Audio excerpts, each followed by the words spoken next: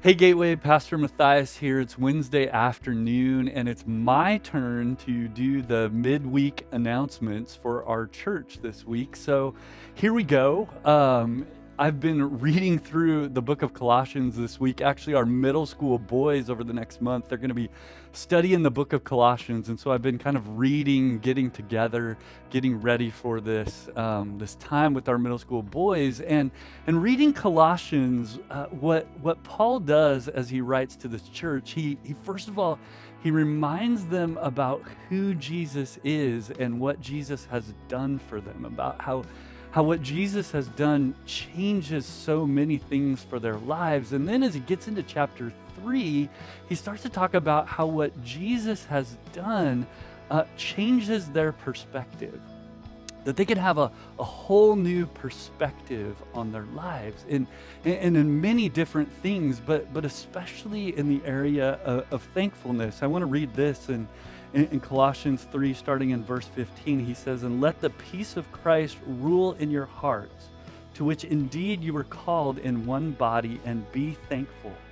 Let the word of Christ dwell in you richly, teaching and admonishing one another in all wisdom, singing psalms and hymns and spiritual songs with thankfulness in your hearts to God." And so one of the shifts in our perspective that Jesus can bring is the shift of thankfulness.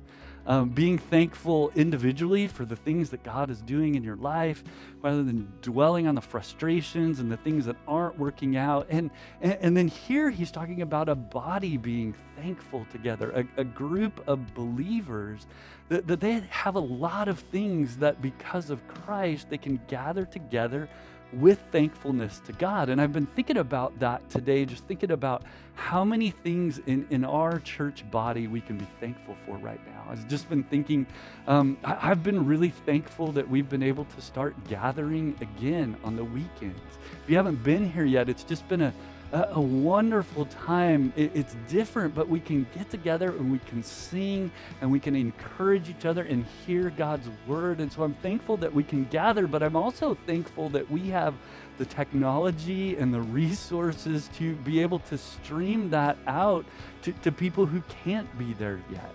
And so I'm thankful for those things. And tonight, it's Wednesday, and tonight, after over 4 months, is our first gathering with students in small groups that we've been able to have. And so I'm thankful that God is giving us this opportunity again to do some of the things together that is really a blessing to the church and to all of us as we gather. We want to be thankful for those things. And so my encouragement for us all is what are you thankful for individually?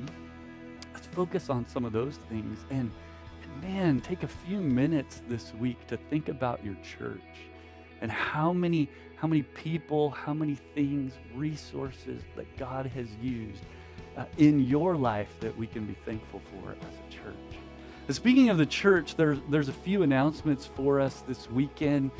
This is our third weekend getting back together with worship services, and we're starting to get used to this rhythm. Again, if you haven't been able to be here yet, I hope this weekend could be your first time to come join us. I want to remind you, first of all, that we do want you to pre-register for the services. That's something that is really helpful for us. There's been plenty of room, but pre-registering helps us prepare for everybody that's going to be there. And so you can go onto our website, gatewayweb.org. It's right on the first page. You can register for the 9 o'clock or the 11 o'clock. We want you to register everybody from your household that's coming. And so please do that.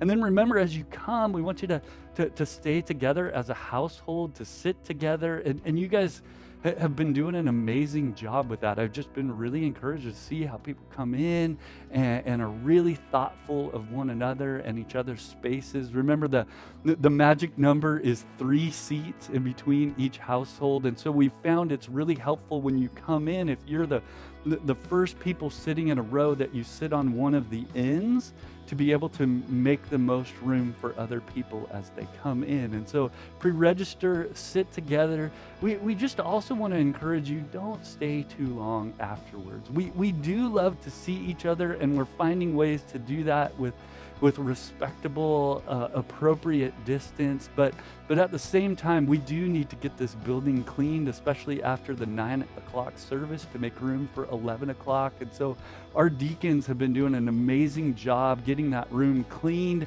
They fog it just like the stuff that they use in your doctor's office or dentist or the plane or whatever it is. They come in and fog the entire room, and then they wipe down all of the hard surfaces, and they can do that pretty quickly. But we always want to remember to make sure to move outside so that we can get that building cleaned and get ready for the 11 o'clock service. And again, we just want to remind you too, if you aren't ready to be able to come, if you have some physical needs, or if your family situation is something that it just doesn't make sense for you to come, we're just glad that we have a live stream available, and you can find that on YouTube. You just search for a Gateway Church in Washougal, or you can find the link on the website or on our Facebook page. It's usually posted there Sunday morning. And so if you can't come, you can definitely join us through the large stream. And again, we're really thankful that we can do that. I guess the last thing that I would say too is, again, I was telling you that this week students were starting to meet together again in small groups, and we're doing that in the Gateway parking lot, middle school students on most Wednesday nights, and the Fusion House high school students on Wednesday night, and then the Washougal high school student on Sunday nights. And so if you want more information about that, you can get a hold of me, or you can get a hold of your student small group leaders, or you can just find that at Gateway's website. And so again, so many things for us to be thankful for. And I know there's a lot of things that can be frustrating, overwhelming, but my encouragement is let's be thankful, and let's gather together this weekend with thankful hearts to God. We'll see you guys later.